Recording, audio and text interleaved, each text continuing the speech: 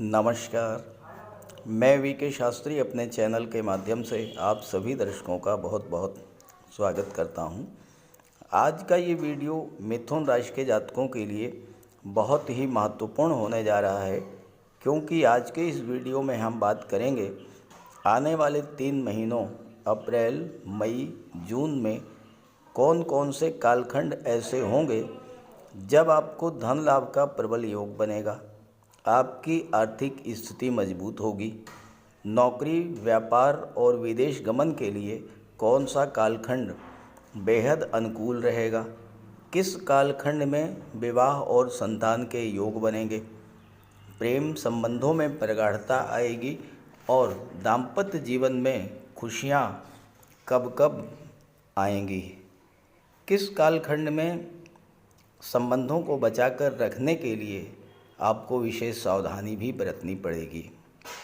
Share market से लाभ लेने के लिए कौन सा कालखंड अनुकूल रहेगा, कब आपको पद प्रतिष्ठा प्रमोशन का लाभ मिलेगा, किस कालखंड में भाग्य का भरपूर साथ मिलेगा, राजनीति और कैरियर के लिए कौन सा कालखंड विशेष अनुकूल रहेगा और किस कालखंड में प्रॉपर्टी वाहन के योग बनेंगे, इन सब बातों पर चर्चा करेंगे इस वीडियो में। साथ ही साथ इस बात पर भी चर्चा करेंगे कि किस कालखंड में आपको अपने स्वास्थ्य, रिलेशंस और सामाजिक जीवन को लेकर विशेष सावधान रहना होगा। ज्योतिष शास्त्र का ये सिद्धांत है कि जब अच्छा समय आए, ग्रहों का गोचर वांछित परिणाम देने में सक्षम हो, तो उस अवसर का भरपूर लाभ ले लेना चाहिए। जब ग्रहों का गोचर प्रतिकूल हो तो शांत बैठकर उपायों के द्वारा अपनी रक्षा करनी चाहिए। इसी उद्देश्य से ये वीडियो अपलोड कर रहा हूँ, ताकि आने वाले 3 महीनों अप्रैल, मई, जून का आप ज़्यादा से ज़्यादा लाभ लेकर अपने अधूरे कार्यों को पूरा करें, अपनी इच्छाओं, अपने सपनों को पूरा करें और जीवन में इच्छित लाभ को प्राप्त करें। ये विश्लेषण आपकी चंद्र राशि के आधार पर किया जा रहा है, यानी चंद्रमा आपकी जन्म कुंडली में जिस राशि में गोचर कर रहे हैं वही आपकी चंद्र राशि है और उसी के आधार पर आपको इस वीडियो को समझना है। तो यह है मिथुन राशि के जातकों की कुंडली। आपकी राशि के स्वामी हैं बुद्धि, व्यापार और आपकी निर्णय क्षमता के कारक युवराज बुध। और बुध का गोचर आपके जीवन में विभिन्न घटनाओं के लिए पूरी तरह से उत्तरदायी होगा। साथ ही साथ बुध के मित्र हैं शुक्र, बुध के मित्र हैं शनि, बुध के मित्र हैं सूर्य, बुध के मित्र हैं गुरु और बुध के मित्र हैं राहु। तो इन्हीं ग्रहों के गोचर के आधार पर हम तय करेंगे कि किन किन कालखंडों में आपको किस किस तरह का लाभ मिलेगा। पहले ग्रहों का गोचर समझते हैं। केतु चौथे भाव में, राहु दशम में गोचर कर रहे हैं, शनि भाग्य के भाव में हैं, देवगुरु लाभ के भाव में गोचर कर रहे हैं और 1 मई को राशि परिवर्तन करके 12वें भाव में गोचर करेंगे और गुरु आने वाले 13 महीनों तक विदेश भाव में ही गोचर करेंगे। सूर्य आपके लाभ के भाव में 13 अप्रैल को गोचर करेंगे, बुध 9 अप्रैल को दशम भाव में और शुक्र 31 मार्च को दशम भाव में गोचर करेंगे। मंगल भाग्य भाव में 23 अप्रैल तक रहेंगे। तो ये तो हैं ग्रह स्थितियाँ। आगे बढ़ने से पहले एक संक्षिप्त चर्चा इस बात पर जरूर करेंगे कि पिछले 3 महीने जनवरी, फरवरी, मार्च में आपके जीवन में किस तरह की समस्याएं आईं और इन समस्याओं का कारण क्या था। क्योंकि जब आप इस बात को समझ लेंगे कि आपके जीवन में समस्याएं क्यों आईं, तो भविष्य में उसी तरह का ग्रह गोचर बनने पर सावधान रहेंगे, अपनी सुरक्षा कर ले जाएंगे। साथ ही साथ जो मैं आपको बताने जा रहा हूं, अगर वैसा ही आपके साथ घटित हुआ हो तो कमेंट करके आप ज़रूर बताइएगा, ताकि आपके साथियों, आपके मित्रों को भी आपके अनुभव का लाभ मिले। कालपुरुष कुंडली में शनिदेव को कर्म का कारक, और लाभ का कारक माना गया है। और आपकी गोचर कुंडली में शनिदेव भाग्य भाव में गोचर कर रहे हैं, तो आपके भाग्य, आपके कर्म और आपके लाभ तीनों के कारक शनिदेव हैं।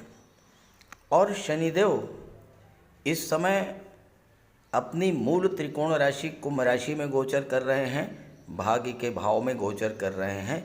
लेकिन यही शनिदेव 12 फरवरी से लेकर के 18 मार्च के बीच अस्त हो गए। शनि जैसा ग्रह अस्त हो जाए तो सबसे ज़्यादा प्रभाव हमारे काम, कारोबार, रोजगार, व्यापार और आर्थिक स्थिति पर पड़ता है। शनि आपकी कुंडली में लाभ के भाव पर दृष्टि भी डाल रहे हैं।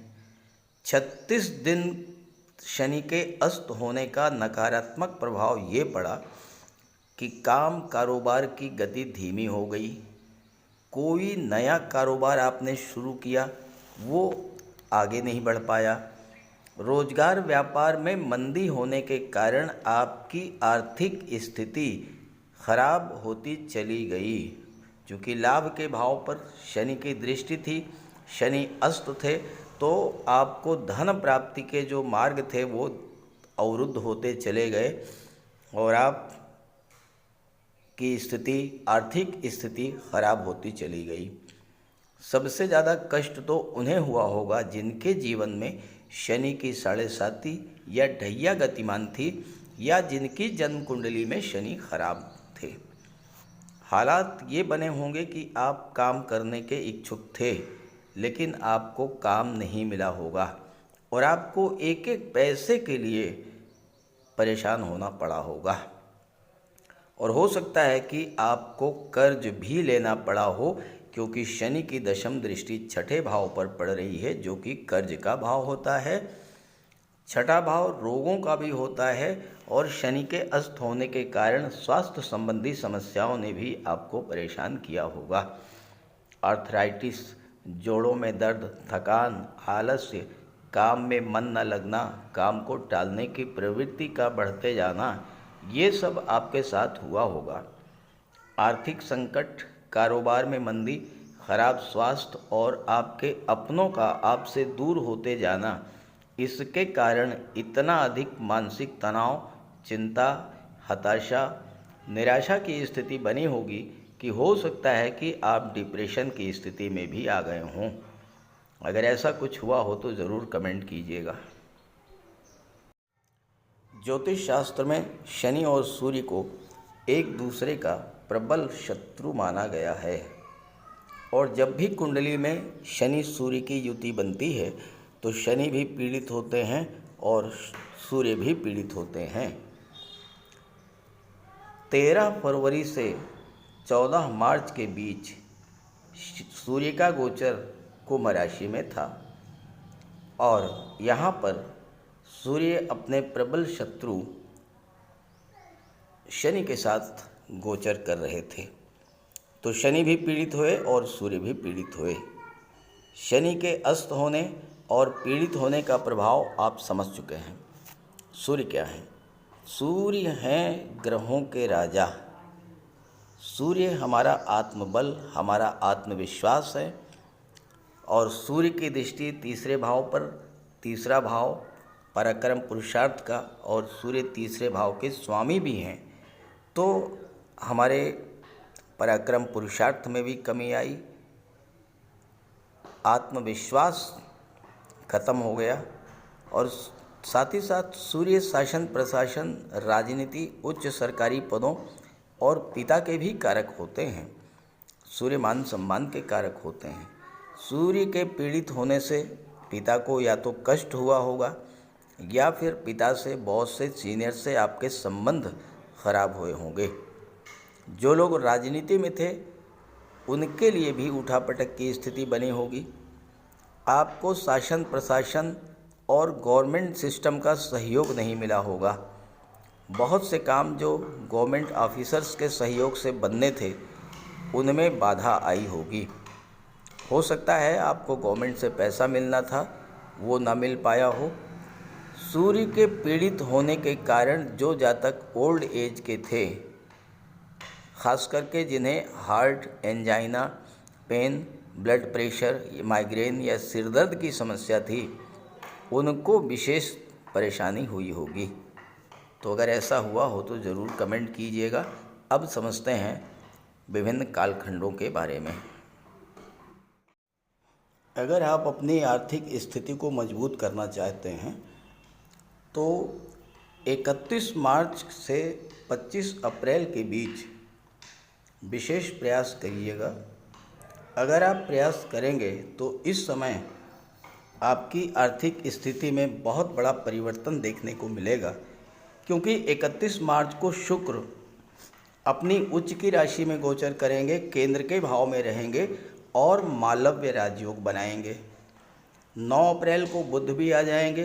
बुध शुक्र का लक्ष्मी नारायण योग बनेगा और राहु भी यहाँ पर बुध शुक्र के साथ हैं और राहु बुध के बल को, शुक्र के बल को 5 गुना तक बढ़ा देंगे। तो ये समय आपके लिए धन प्राप्ति की दृष्टि से बहुत ही अच्छा रहेगा, क्योंकि 2 राजयोग बन रहे हैं आपकी कुंडली में, जो कि धन के कारक हैं। मालव्य राजयोग मूलतः धन का, सुख सुविधाओं का और प्रेम संबंधों का ग्रह होता है।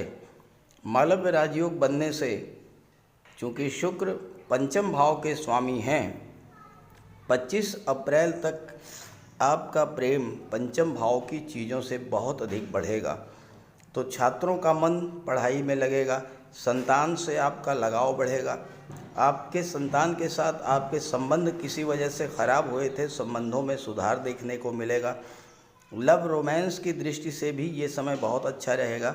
अगर किसी तरह की कोई गलत फहमी रिलेशंस में आ गई थी, वो दूर होगी। और विवाह के लिए भी ये समय बहुत उपयुक्त रहेगा, चूँकि गुरु जो हैं सप्तम के स्वामी होकर के लाभ के भाव में गोचर करेंगे 1 मई तक। तो ये समय आपके लिए बहुत अच्छा है। बुध और शुक्र की दृष्टि चौथे भाव पर पड़ेगी, तो भौतिक सुख सुविधाओं की वृद्धि होगी, माता का स्वास्थ्य अच्छा रहेगा और कोई प्रॉपर्टी या भूमि या प्लाट का सौदा भी अचानक से आप इस समय कर पाएंगे। राहु चौथे भाव पर दृष्टि डाल रहे हैं। राहु की दृष्टि जिस भाव पर पड़ती है, उस भाव की चीज़ों के प्रति आपका लगाव बढ़ जाता है। तो इस समय आप चौथे भाव की चीज़ों को हर हाल में प्राप्त करना चाहेंगे और शुक्र और बुध उन चीज़ों को प्राप्त करने में आपकी मदद भी करेंगे। इसके बाद दूसरा जो कालखंड है वो है 19 मई से 12 जून तक। 19 मई से 12 जून तक शुक्र का गोचर 12वें भाव में होगा। यहाँ पर गुरु और शुक्र की युति बनेगी। ये समय आपके लिए विदेश संबंधी कार्यों के लिए अत्यंत अनुकूल होगा। विदेशों से धन मिलेगा। विदेशी व्यापार के लिए ये समय बहुत ही महत्वपूर्ण है। और चूँकि यहाँ पर गुरु शुक्र की युति बनेगी, शुक्र पंचम के स्वामी हैं, आपकी संतान उच्च शिक्षा के लिए विदेश जा सकती है। छात्रों के लिए भी ये समय विशेष अनुकूल रहेगा। और इसके अलावा विदेशी व्यापार, एक्सपोर्ट इंपोर्ट का कार्य या विदेशों में सेटल होना चाहते हैं तो उसके लिए भी आपका इस समय पूरी तरह से सफलता आपको मिलेगी। सरकारी नौकरी के कारक होते हैं सूर्य, गुरु, बुध और मंगल, और इन्हीं का गोचर ये तय करता है कि आपको सरकारी नौकरी का योग कब कब बनेगा, कैरियर की दृष्टि से कौन सा समय अच्छा रहेगा। मंगल आपकी कुंडली के भाग्य के भाव में गोचर कर रहे हैं और यहाँ पर 23 अप्रैल तक मंगल रहेंगे और मंगल की दृष्टि 12वें भाव पर पड़ेगी। तो जो जातक विदेशों में नौकरी की तलाश कर रहे हैं, किसी मल्टीनेशनल कंपनी में या मेडिकल और सर्जरी के फील्ड में विदेश जाकर के काम करना चाहते हैं, जो जातक गेम्स और स्पोर्ट्स से जुड़े हुए हैं, जो जातक इंजीनियरिंग के क्षेत्र से, टेक्नोलॉजी के क्षेत्र से, उनके लिए मंगल का ये गोचर 25-23 अप्रैल तक विशेष फलदायी होगा, क्योंकि मंगल भाग्य के भाव में गोचर कर रहे हैं। दूसरी बात, सूर्य की बात करें, 13 अप्रैल को सूर्य का गोचर लाभ के भाव में होगा 13 अप्रैल से 14 मई तक, और सूर्य लाभ के भाव में गोचर करते हुए गुरु के साथ युति बनाएंगे। सूर्य गुरु दोनों लाभ के भाव में होंगे और दोनों की दृष्टि कुंडली के पंचम भाव पर पड़ेगी। तो ये छात्रों के लिए समय बहुत अच्छा रहेगा। सरकारी नौकरी की दृष्टि से अगर आप प्रयास करेंगे तो 13 अप्रैल से 14 मई के बीच विशेष सफलता का योग है, क्योंकि सूर्य अपनी उच्च की राशि में गोचर कर रहे हैं। इसके अलावा कैरियर की दृष्टि से भी ये समय आपको बहुत अच्छा रहेगा। 13 अप्रैल से 14 मई के बीच अगर आप प्रयास करते हैं अपने प्रमोशन के लिए, वेतन वृद्धि के लिए, किसी अच्छी जगह ट्रांसफ़र के लिए, तो आपको इस समय सफलता प्राप्त होगी।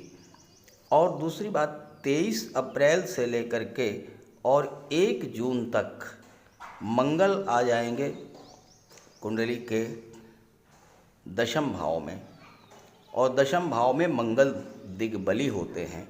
तो ये समय भी आपके करियर की दृष्टि से, प्रोफेशन की दृष्टि से, नौकरी की दृष्टि से विशेष उपलब्धियों भरा होगा, क्योंकि मंगल छठे भाव के स्वामी हैं।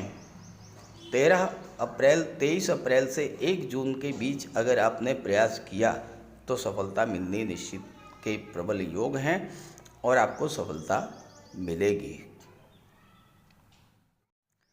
संतान की दृष्टि से, लव रिलेशंस की दृष्टि से 1 मई तक का समय बहुत ही शुभ है, क्योंकि गुरु का गोचर लाभ के भाव में होगा और पंचम पर गुरु की दृष्टि पड़ेगी। तो गुरु अपने कारक तत्वों से संबंधित लाभ प्रदान करेंगे। संतान का, शिक्षा का, ज्ञान का, विवाह का, हर तरह का लाभ आपको मिलेगा। साथ ही साथ 19 मई को शुक्र आ जाएंगे लाभ के भाव में, और 19 मई से 12 जून तक शुक्र रहेंगे लाभ के भाव में। और ये समय भी आपके लिए रिलेशंस के लिए तो बहुत ही अच्छा रहेगा। नए रिलेशंस भी बन सकते हैं, और साथ ही साथ जो रिलेशंस आपके हैं उनमें बहुत प्रगाढ़ता आएगी। विवाह के योग बनेंगे, क्योंकि गुरु सप्तम के स्वामी हैं, जो कि विवाह का होता है, दाम्पत्य सुखों का होता है। अगर आप कर्ज को लेकर के परेशान हैं तो 1 मई को देवगुरु 12वें भाव में आ जाएंगे। 1 मई के बाद का समय कर्ज मुक्ति के लिए, स्वास्थ्य लाभ के लिए विशेष महत्वपूर्ण रहेगा, क्योंकि गुरु की दृष्टि छठे भाव पर पड़ेगी। गुरु की दृष्टि में अमृत होता है। जिस भाव पर गुरु की दृष्टि, वो भाव गंगा जल की तरह पवित्र हो जाता है। तो कर्ज से मुक्ति मिलेगी, स्वास्थ्य का लाभ मिलेगा, कोई कोर्ट कचहरी का मैटर है वो भी समाप्त होगा। व्यापार की दृष्टि से बुध और शुक्र का गोचर बहुत ही महत्वपूर्ण होता है, और बुध का गोचर 9 अप्रैल को मीन राशि में हो जाएगा कुंडली के दशम भाव में, और बुध आपके लग्न के स्वामी हैं, चौथे भाव में के स्वामी हैं। बुध के साथ शुक्र का लक्ष्मी नारायण योग भी बनेगा, और शुक्र और बुध दोनों ही व्यापार के कारक हैं। राहु भी व्यापार को अचानक से बुलंदियों पर ले जाने वाले ग्रह हैं। तो 9 अप्रैल से 10 मई तक का जो बुध का गोचर है, ये बिजनेसमैन के लिए विशेष लाभ देने वाला होगा। ख़ास करके वो जातक जो कि कला के क्षेत्र से जुड़े हुए हैं, वो जातक जो कि सौंदर्य को बढ़ाने वाली चीज़ों का व्यापार व्यवसाय करते हैं, वो जातक जो सुख सुविधा को बढ़ाने वाले साधनों का व्यापार व्यवसाय करते हैं, ऐसे जातकों के लिए 9 अप्रैल से 29 अप्रैल का 10 मई तक का समय बहुत ही महत्वपूर्ण है। और इसके बाद 14 जून से लेकर के और 29 जून ये 15 दिन विदेशी व्यापार के लिए बहुत महत्वपूर्ण होंगे, क्योंकि बुध कुंडली के 12वें भाव में गोचर करेंगे, गुरु के साथ होंगे। और ये समय विदेशों से आपके नए नए बिजनेस डील्स मिलेंगी, नए नए रिलेशंस बनेंगे विदेशों से। और अगर आप एक्सपोर्ट इंपोर्ट का व्यापार व्यवसाय करते हैं तो समय आपके लिए बहुत अच्छा रहेगा। भाग्य के स्वामी हैं शनि, और शनि भाग्य के ही भाव में बैठे हुए हैं। शनि उदित हो चुके हैं, जागृत हैं, लेकिन शनि बहुत धीरे धीरे भाग्य का फल प्रदान करते हैं। तो तीनों ही महीने में और आगे भी शनि आपके भाग्य को बल देते रहेंगे, लेकिन समय लगेगा। शनि किसी भी चीज़ में कोई जल्दबाजी नहीं करते हैं। जहाँ तक शेयर मार्केट से जुड़े हुए लोगों की बात है तो 10 मई से और 31 मई तक बुध होते हैं शेयर मार्केट के कारक, और 10 मई से 31 मई तक बुध का गोचर लाभ के भाव में होगा। मरकरी इन 11th हाउस और दृष्टि पड़ेगी पंचम भाव पर। तो ये समय शेयर मार्केट से जुड़े हुए जातकों के लिए विशेष अनुकूल रहेगा। अब प्रश्न ये है कि कौन सा ऐसा कालखंड है जब आपको विशेष सावधानी बरतनी होगी। तो देखिए, 1 जून से लेकर के मंगल जो हैं 23 अप्रैल से लेकर के और 1 जून तक कुंडली के दशम भाव में मीन राशि में होंगे। मंगल राहु का अंगारक योग बनेगा, और अंगारक योग वो योग है जो कि हर चीज़ को जला करके राख कर देता है। तो मंगल की दृष्टि आपके लग्न पर पड़ेगी, तो पहला नकारात्मक प्रभाव तो ये होगा कि आपके क्रोध बहुत आएगा, वाणी में उग्रता रहेगी, अचानक से किसी बात पर क्रोध आएगा और एकदम से विस्फोटक स्थिति बन जाएगी। तो आपको अपने वाणी पर, अपने स्वभाव पर नियंत्रण रखना पड़ेगा।